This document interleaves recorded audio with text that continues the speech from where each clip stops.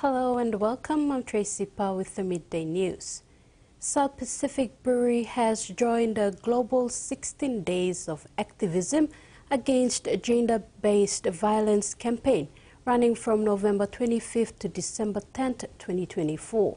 This follows the signing of an MOU in October with the Department of Community Development and Religious National Gender-Based Violence Secretariat to combat GBV in Papua New Guinea. As a show of solidarity, SB Brewery raised a symbolic purple flag featuring its logo at its Port Moresby, Lae and Goroka offices. The initiative aligns with the company's commitment to addressing social issues through corporate responsibility efforts. With Parliament set to sit today at 2 p.m., opposition has confirmed that they will be submitting their notice of a vote of no confidence against Prime Minister James Marape in this session of Parliament. Deputy Opposition Leader James Namanes said the window period of the VONC is open till August 2026 and the opposition has all the right to submit one.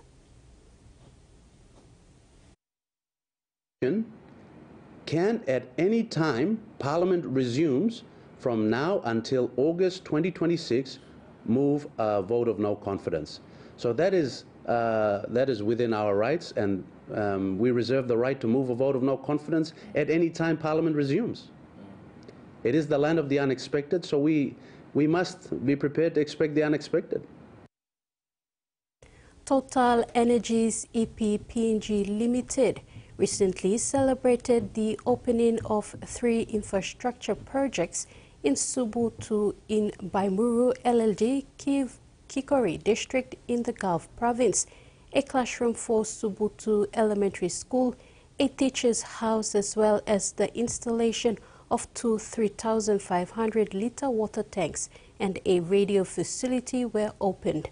The new infrastructure is expected to significantly support the existing Subutu Elementary School and teacher Miss Jacinta Ove, who caters for a student population of 69 students attending elementary prep 1 and 2. Through strategic partnerships with the Gulf provincial government and administration and key stakeholders, the Papua LNG project has made significant strides in addressing educational challenges and promoting long-term development in the province. And today, Governor Powers Pakop is keen to have the amended Vagrancy Act tabled in Parliament this week. Pakop said the amended Act has shifted its focus to including now the working class people as well.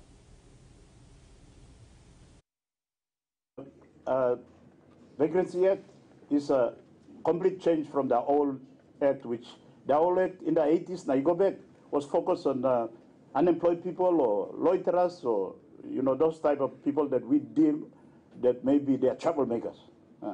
But nowadays, you can look in, even well-off people too, they're involved in criminal activities, violence and so on. Unemployed, you have no job, you are welcome to live in Port Moresby if you don't commit crime or involve in violence or kind passing on good.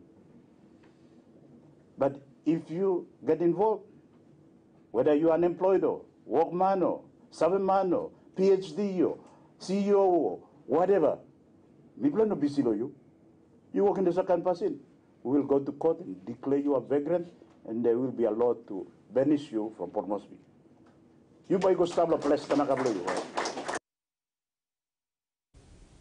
The U.S. Embassy reopened the American corner at the PNG National Library and Archives on November 25, 2024.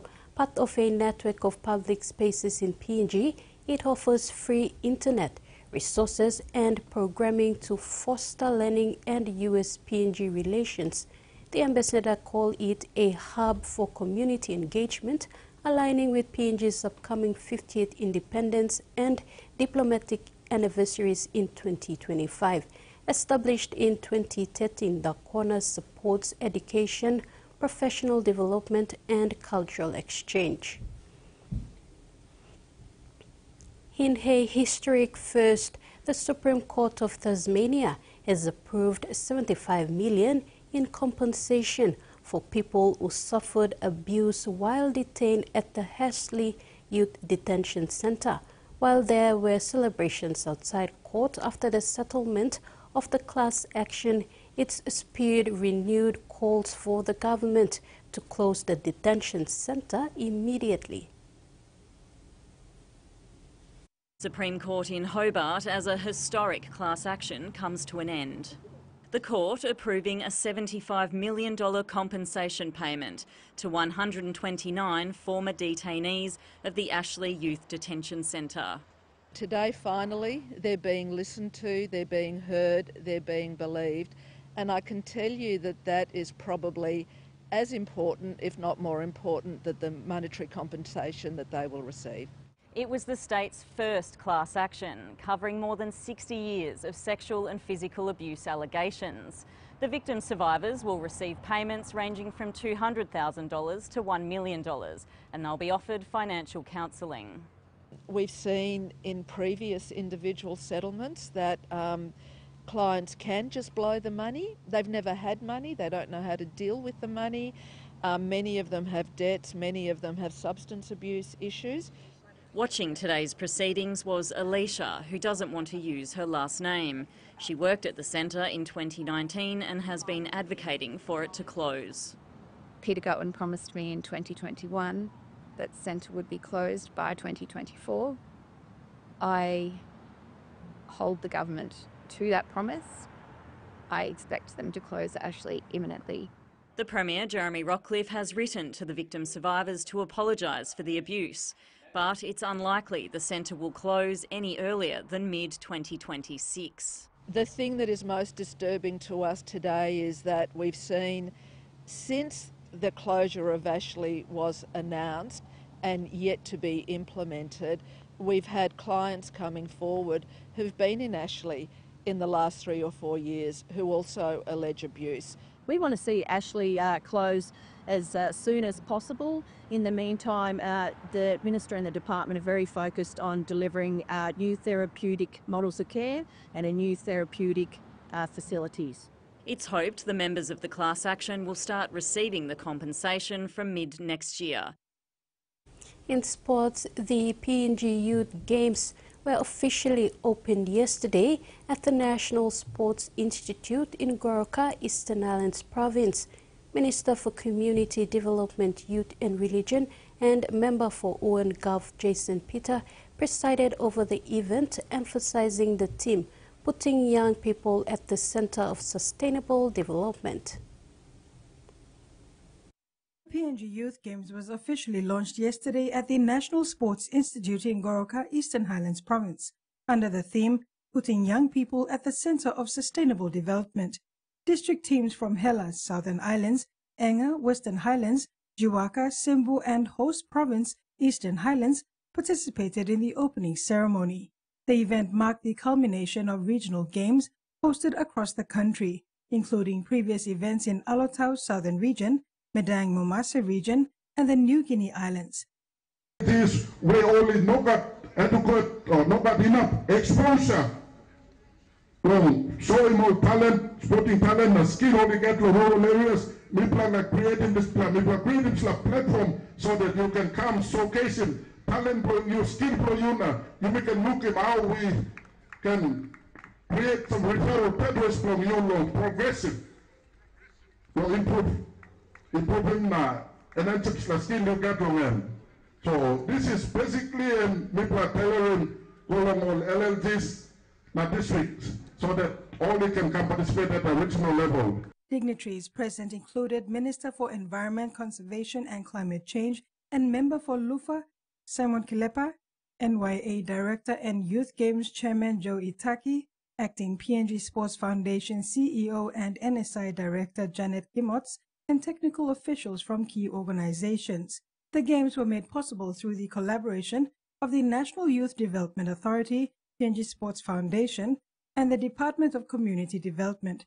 With the support from Eastern Highlands Provincial Governor Simon Sia, the Eastern Highlands Province Administration, Goroka District Development Authority, Coffee Industry Corporation, and other stakeholders. The event highlights the importance of youth development in fostering sustainable growth through sports and community engagement. Carol Kiru Jr., TV1 Sports. Remote communities in Tufi, Northern Province, highlighted a true community spirit, embracing education and development through sports.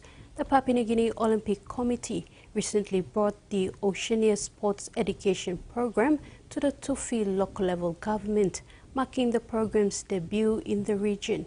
The initiative was conducted in Sini Village and drew 57 participants from nearby communities, highlighting the overwhelming interest and commitment to sports and education in rural areas. The workshop tackled critical issues, including cultural barriers that hinder equitable access to education, sports, and community activities.